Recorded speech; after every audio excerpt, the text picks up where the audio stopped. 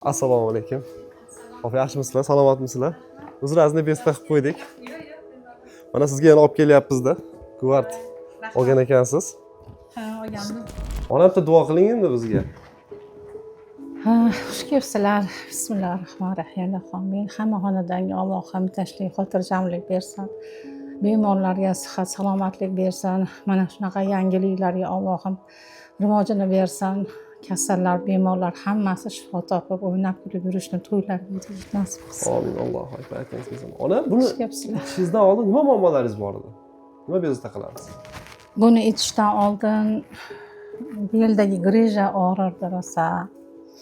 Keyin ikkita tizzada og'riq rosa kuchli bo'lar edi. Oxirgi payt, oxirgi vaqtlarda вообще kechasi ham o'sha kuchayib ketar edi og'riq. Uxlamasdan yurib chiqardim. Bo'lib o'talashlar, o'sha og'riq qoldirishlar ichmay ham qo'ydim, chunki ta'sir qilmasdi. Keyin buni ko'rib qoldim. Bir mayda oxirlarida telefon qildim, hech kim javob bermadi. Ha, bo'pti deb keyin Andijonga ketadigan bo'lib qoldim. Oyim tug'ilgan kuniga ketadigan kuni telefon qildilar. Shunaqa endi o'chirib yetib keldi, endi mana siz bilan gaplashyapmiz dedilar. Keyin bordim, etga yetkazib berdilar. Andijonga yetkazib berdilar. Keyin 12-iyundan ichishni boshladim. Rosa qo'zidi lekin. Va u oldingi og'riq hech narsa bo'lmay qoldi uni oldida. Vashshi yomon qo'zidi, shunaqa og'riq kuchayib ketdi, yomon kuchaydi. Vobshem uyqu yo'q bo'lib ketdi. Sahargacha yurib chiqaman, yig'layman, birovga bildirmayman, faqat kunduzi uxlayman. Oxiri onam bilib qoldi. Nima ichyapsan? O'zi oy ichyapman deb bir narsalar sotib oldim-da 1,5 millionga o'zimga dedim. Keyin to'xtamay ichaverdim. Больницаga yotmoqchi bo'ldim og'riqqa chidamay. Keyin oy yana 2 kun chidaychi. Agar to'xtamasa keyin больницаga yotaman dedim-da, keyin больницani ham to'xtatdi, yana 2 kun chidadi. O'zi keyin 6-kunlardan og'riq keyin pasayishni boshladi. Men bu chap oyog'im og'riganda oqsab qolardim-da. Boshim og'riq kuchayib ketardi. O'tirganda, turganda qiynalardim rosa. Keyin o'sha 6-kunlardan keyin haligi og'riq to'xtaganda risk o'zingiz bilmagan holda turib risk ana qilasiz. Endi hammasi bundoq qarab qoldi. "Voy" deb turardim. "Opa, shundoq turib ketdingizmi?" deb uydagilar ham rostdan ham og'riq yo'q dedi. Shundan xursand bo'lib ketdim. Ertasi kuni o'sha uxladim. O'sha uxlashni boshladim. O'sha 7-kunlardan o'sha kech payt uxlashni boshladim. Mayzi kuniga 4 mahal, 5 mahal surardim. Hozir esimdan ham chiqib qoladi mayz surish. Kunduzida mana bu kecha surmabman. Voy, mayzimni surmabman deb kechqurun surib yotdim-da o'zi. 4-5 mahallab surib tashardim. Mayza ko'p surib tashardim. Shunda necha kunda effekt sezdingiz? 6 kunda. 6-kundan boshlab sizga Og'riq pasayishni boshladi. 6 kun ichida rosa kuchaydi og'riq. Juda yomon kuchaydi. Lekin men og'riq qoldiruvchi ichmadim. O'zim bilgim keldi-da, bu qay darajada kuchli og'riq bo'lib, necha kundan keyin o'zi to'xtashni, qaytishni boshlaydi. O'shuning uchun chidadim, og'riq qoldiruvchi vobshe ichmadim. Bu o'zi bu mahsulot bilan qanaqa tanishdingiz? Kim sizga tavsiya qildi buni? Instagramdan ko'rdim. Nimasiga menga anaqa bo'ldi? Otam onamizga deb anaqa qildiydi. Keyin u yosh bolalarga ham vitami nima shu anaqalarni odzivlarini ko'rdim-da, roditellar qanaqa yaxshi отзываться qilganini, keyin o'shunga ishonib keyin telefon qilgan edim. Shundan keyin ota-onasiga deb qilibdi-ku, axir dedim, tavakkal qildim. Qandaydir shu bo'ldi-da ishonch. Hozir hammasi yaxshimi endi? Oldingi muammolar qolmadimi sizda? Chap oyoq bo'ysunmayapti-da ozgincha. Yo'q, oldingidaqa kuchli emas og'riq. Lekin ichida nimadir baribir ozgina bor. Endi 15 kun bo'ldi-ku ichganimga. Hali bu 1 oy ichishim kerak-ku, yana oxirigacha birinchi kursda. No, juda ham katta.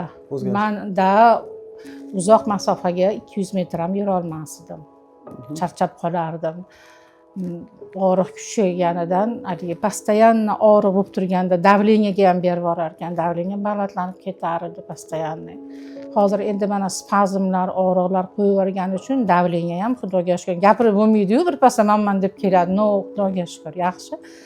Men bundan oldin anaqa rossiyskiy preparat ichardim, Kavrak degan, Kavrakni shirasidan olingan, o'sha ushab turardi.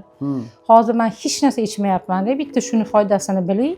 Necha kunda bu kuchayib, necha kunda kamayib, masalan 1 oy ichsam yaxshi bo'lib ketardim, 2 oy ichsam, hozir ichayotgan hamma preparatlarimni to'xtatdim-da, rossiyskiy preparatlarni ham, boshqasini ham, tabiblarnikini ham to'xtatdim. Bitta shuni ichyapman lekin hozir. Masalan, men buni oyog'i og'riyotganlarga tavsiya qilishim mumkin, lekin bu meni rezultatimda. Ya'ni hammani organizmi har xil bo'ladi-ku. Bu meni rezultatim. Menga 6 kunda masalan o'sha og'riq chekinishni boshladi-da. Kimga qanaqa necha kunda ta'sir qiladi? Men bildim, effektini bildim. Hozir uydagilar kutib turibdi-da meni. Men 1 oy ichida men zo'r effekt desam, o'sha uydagi opam, oyim bor, ukam oyoqlarida ko'ks artrozi bor-da, og'rib turadi. Ularga ham tavsiya qildingiz? Ular o'sha yerda ichishni boshladim-ku, Andijonda. O'zi ko'zi bilan ko'rdi ular meni qanaqa o'zgarish bo'lganini-da. Mana effekt ko'ribsiz. Bu juda ham biz uchun ham quvonchli xabarda. Yaqinlaringizga, butun O'zbekiston ahliga bu mahsulotni nima deb tavsiya qilgan bo'lardingiz? Men bu mahsulotni ichishlariga tavsiya qilardim lekin. Chunki ko'p preparatlar ichdim men. Ko'p dorilarni qildim, lecheniyalar oldim, больницаlarda yotdim. Bunaqa effekt bo'lmagan edi-da. Chunki qishda больницада yotib, men o'sha oqsab chiqdim o'sha yerdan. O'shini asoratiga oqsaydigan bo'lib qolgandim. Natura qilgan ukoliga.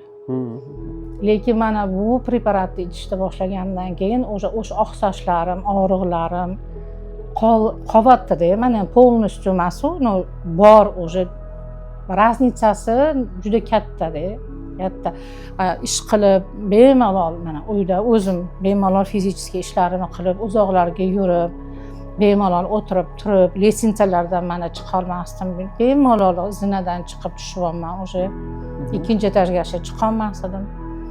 Bemalol chiqib tushib yuraveraman, ishlarimni qilaveraman. Uzoq masofalarga bemalol qo'rqmay ketaveraman.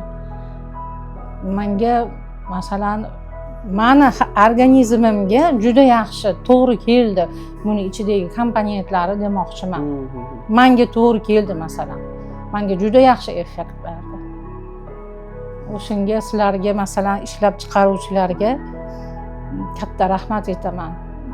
Nima niyatda qilishgan bo'lsa, mana shu preparatni mana o'sha men rezultatini ko'ryapman. Bundan ham yaxshi anaqalar bo'lsin, natijalar bo'lsin. Masalan, kimdir ikkilanib turgan bo'lsa, men aytaman, ikkilanmasdan ichaversin-da. Bu masalan men reklamaga boshqaga emas.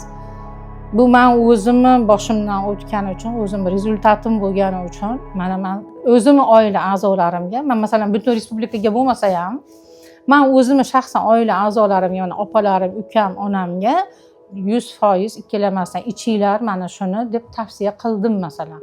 Ular hozir shuni natijasini kutib turibdi. Mana xudo xohlasa 1 oy kursini ichib bo'lsam, ular o'sha zakaz qilaman deb turishibdi o'shada, olib ichamiz deb. Chunki o'zi ko'zlari bilan ko'rdi mendagi bo'layotgan o'zgarishlarni.